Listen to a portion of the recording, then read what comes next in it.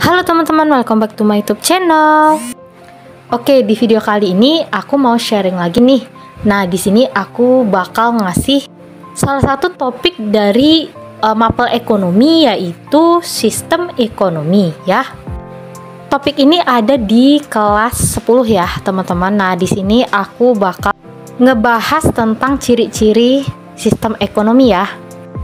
For the information, buat teman-teman yang lagi prepare nih ujian UTBK ya, pastinya ujian UTBK tahun 2023, ini materi ekonomi banget ya. Oke, materi UTBK banget ya teman-teman. Nah, kenapa aku fokusin ngebahas ciri-ciri? Ya, yang ditanya di UTBK adalah ciri-cirinya ya, ciri-ciri dari sistem ekonomi. Nanti teman-teman disuguhkan beberapa ciri-ciri dan ditanyakan tentang teman-teman itu disuruh identifikasi yang mana termasuk misalnya ciri-ciri dari sistem ekonomi pasar kayak gitu. Jadi buat teman-teman yang lagi prepare ujian UTBK, yuk simak video ini sampai habis dan jangan di skip-skip ya. Oke, tanpa berbasa-basi lagi, langsung aja aku mulai ke video pembahasan. Tapi sebelum aku mulai, buat teman-teman nanti yang merasa kebantu dengan adanya video ini, boleh memberikan dukungannya dengan menekan tombol subscribe ya. Boleh juga videonya di like, comment, serta share ke seluruh sosial media yang teman-teman punya. Oke, next aku mulai ke video pembahasan.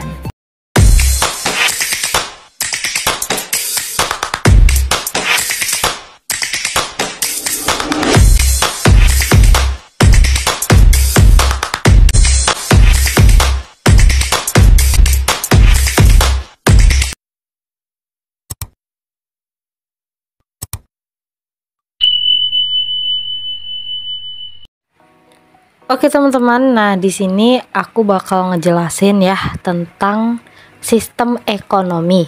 Nah, sistem ekonomi ini ada di kelas 10 SMA ya. Oke, next. Nah, aku langsung aja ke slide selanjutnya. Ini dia ya. Jenis-jenis sistem ekonomi. Jadi sistem ekonomi di dunia ini ada 4 ya. Yang pertama sistem ekonomi tradisional. Yang kedua sistem ekonomi komando atau terpusat, yang ketiga sistem ekonomi pasar atau liberal, dan yang terakhir sistem ekonomi campuran ya. Nah, ini adalah sistem ekonomi yang ada di negara ini, di dunia ini ya. 4 ini. Oke. Langsung saja aku mulai dari sistem ekonomi tradisional. Nah, sistem ekonomi tradisional itu adalah kegiatan ekonomi dilakukan berdasarkan adat istiadat dan kebiasaan. Jadi di sini ekonomi itu masih sangat sederhana ya, teman-teman.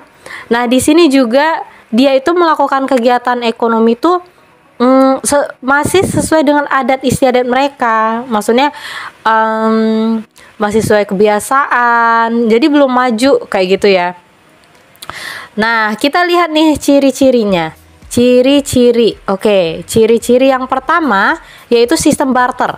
Barter tahu ya, barter adalah tukar barang dengan barang ya. Misalnya nih, si A punya ayam, si B punya apa bagusnya ya? Punya beras misalnya. Nah, mereka barter untuk memenuhi kebutuhan dia. Kalau si B pengennya barangnya si A atau si A pengennya barangnya si B, mereka tinggal barter. Ya, itu namanya sistem barter ya. Sistem tukar barang dengan barang. Oke, nomor 2 ciri-cirinya bergantung pada alam. Nah, di sistem ekonomi tradisional itu masyarakatnya sangat bergantung pada alam teman-teman ya. Misalnya tanah, misalnya mereka itu bercocok tanam dengan tanah. Misalnya nanam apa ya, nanam kayak nanam ini sayur-sayur kayak gitu, nanam tumbuh-tumbuhan, kemudian digunakan diolahnya tanah, misalnya bikin sawah, bercocok tanam sawah kayak gitu ya. Jadi mereka itu masih mengandalkan sumber daya alami ya, kayak tanah, kemudian bisa jadi kayak hutan mereka ngambil tumbuh-tumbuhan dari hutan atau ngambil hewan-hewan yang dapat disembelih dari hutan kayak gitu ya. Jadi mereka sangat bergantung pada alam ya. Oke, nomor 3, alat produksi sederhana. Nah, mereka itu sangat sederhana alat produksinya. Misalnya nih, kalau sekarang kita masak udah pakai kompor gas, mereka masak itu masih pakai tungku ya, ngidupin apinya. Kalau sekarang udah pakai ya kompor gas ya, pakai gas ya. Nah, atau korek api. Nah, mereka itu batu yang digesek-gesek kayak gitu ya. Jadi sangat sederhana alat produksinya. Next, nomor 4, bersifat kekeluargaan. Kekeluargaan tahu ya, kekeluargaan itu artinya sesama mereka tuh deket. Misalnya nih antara keluarga A dengan keluarga B.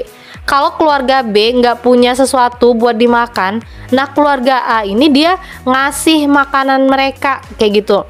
Jadi nggak dijual makanannya, mereka tuh deket ya.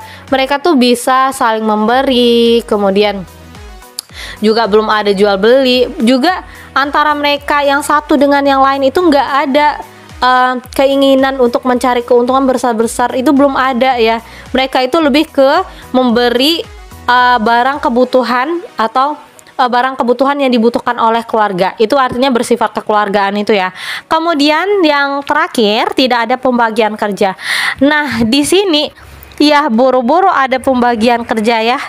Kegiatan produksi aja belum ada. Maksudnya kayak kalau sekarang ya teman-teman, sekarang itu kan perusahaan banyak banget ya, perusahaan memproduksi barang, berbagai jenis barang. Kalau dulu perusahaan itu belum ada, makanya belum ada pembagian kerja ya. Nah kayak gitu. Mungkin secara sederhana mungkin ada, misalnya di antara keluarga itu mereka membagi tugas, ada yang memasak, ada yang menyapu, ada yang bercocok tanam kayak gitu. Nah tapi itu sangat sederhana pembagian kerjanya. Yang di sini yang dimaksud tidak ada pembagian kerja ini, misalnya tidak ada yang bekerja sebagai seorang produsen kayak gitu. Misalnya dia menghasilkan barang, menjual. Kemudian tidak ada yang bekerja sebagai memasarkan produk. Nah, kayak gitu belum ada ya. Jadi pembagian kerja mereka tuh masih sangat sederhana ya. Nah, kayak gitu. Next, aku masuk ke slide nomor 2. Nah, sistem ekonomi komando. Komando nama lainnya adalah terpusat. Nama lainnya juga sosialis ya, teman-teman. Atau siapa nih yang tahu? Satu lagi, terpimpin ya. Nah, ini nih materi ujian UTBK. Nah, buat adik-adik yang mau prepare ujian UTBK barangkali ya di tahun 2023 sering sekali ini ya yang ditanya ya, sistem ekonomi komando. Bisa panitia itu membalik-balikkan nama, bisa pakai sosialis, bisa pakai terpimpin, bisa pakai terpusat, jadi harus tahu ya. Oke, sistem ekonomi komando itu apa sih? Nah ini ya, sistem ekonomi komando itu sistem ekonomi yang kegiatan ekonominya diatur dan dikuasai oleh pemerintah ya. Jadi yang menguasai perekonomian ataupun yang mengatur ekonomi itu pemerintah. Dari namanya kita udah tahu ya, komando atau terpusat, berarti ada yang memusati, ada yang memimpin ya. Nah ada yang ya mengatur kayak gitu ya. Oke, ciri-cirinya ya, yang pertama alat produksi dan sumber daya dikuasai pemerintah.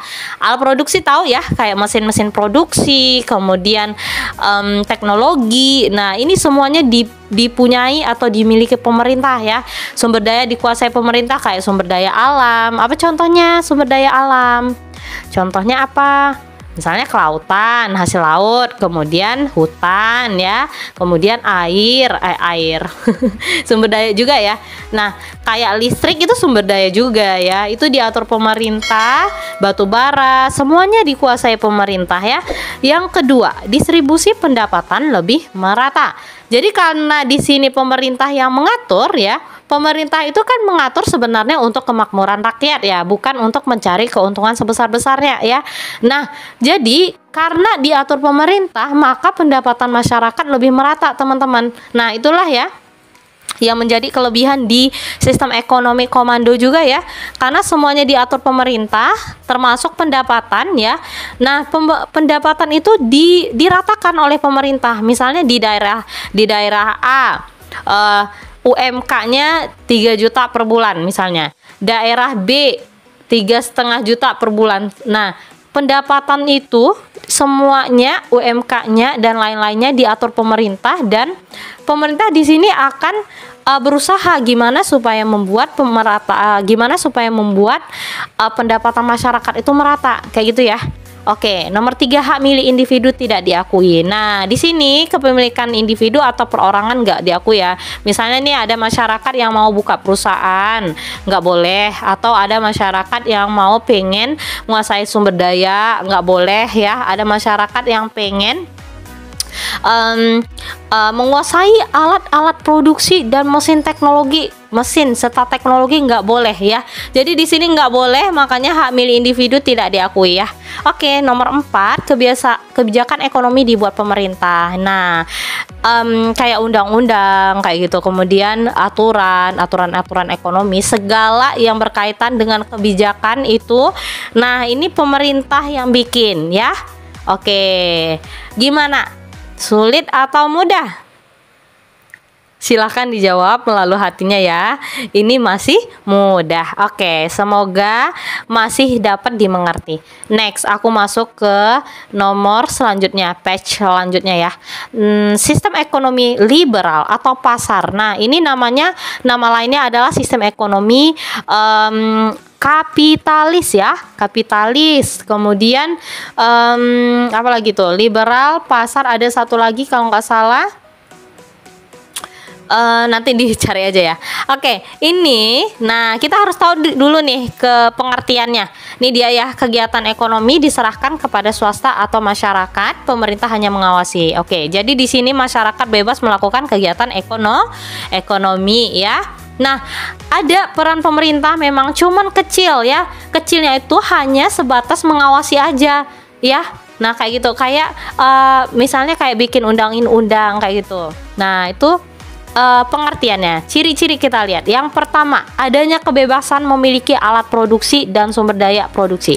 Nah, di sini masyarakat bebas mau punya alat produksi apapun bebas ya, kayak punya mesin-mesin produksi, teknologi, kemudian punya alat produksi apapun jenisnya itu ya. Diakui ya di sini ya, diakui karena ini adalah sistem ekonomi bebas, siapa aja boleh bebas memiliki alat produksi. Sumber daya juga kayak gitu, siapa yang mau nambang emas misalnya, siapa yang mau ngambil mutiara di laut, siapa yang mau mengeksploitasi gas alam. Nah, kayak gitu ya. Oke, next nomor 2, peran modal sangat besar. Jadi di sini orang yang punya modal besar, teman-teman ya, ini menguasai perekonomian sekali ya, banget ya. Orang yang punya modal besar dia yang akan menang, dia yang akan menguasai perekonomian. Jadi di sini kentara ya antara masyarakat yang punya modal besar dengan modal kecil ya. Yang punya modal besar tentu usahanya semakin maju, sementara yang punya modal kecil otomatis dia akan semakin ketinggalan. Nah, kayak gitu ya. Oke, next nomor 3, peran pemerintah kecil. Nah, sebenarnya ada perannya, tapi kecil, hanya sebatas membuat misalnya undang-undang saja, membuat aturan, itu pun ya ada batasannya ya. Karena di sini kegiatan ekonominya lebih dikuasai swasta. Nah, kayak gitu ya. Jadi adapun perannya cuman sangat-sangat sedikit. Nah, kayak gitu ya. Oke, nomor 4, hak individu diakui. Nah, beda dengan komando. Hak individu tidak diakui. Ini diakui ya. Siapa aja yang mau melakukan kegiatan ekonomi boleh. Siapa aja yang punya mau alat produksi, mesin-mesin, teknologi boleh. Siapa aja yang mau punya atau mau mendirikan perusahaan pribadi juga boleh ya. Oke, nggak ada batasan di sini. Oke, next slide selanjutnya. Oke, sistem ekonomi campuran ya. Nah, di sini pengertiannya adalah pemerintah dan masyarakat sama-sama menjalankan kegiatan ekonomi. Jadi peran pemerintah dan swasta atau masyarakat sama, namanya campuran ya. Campuran antara sistem ekonomi kapitalis atau kapitalis atau bebas dengan sistem ekonomi sosialis atau komando ya. Nah, di sini ini pengertiannya, kita lihat ciri-cirinya. Ada 2. Yang pertama, pemerintah menguasai sumber daya vital. Oke, sumber daya vital contohnya adalah listrik. Air lewat PDAM pemerintah menguasainya ya. Kemudian listrik lewat PLN, PT KAI ya. PT KAI itu adalah PT yang bergerak dalam bidang jasa transportasi kereta api. Nah, kayak gitu.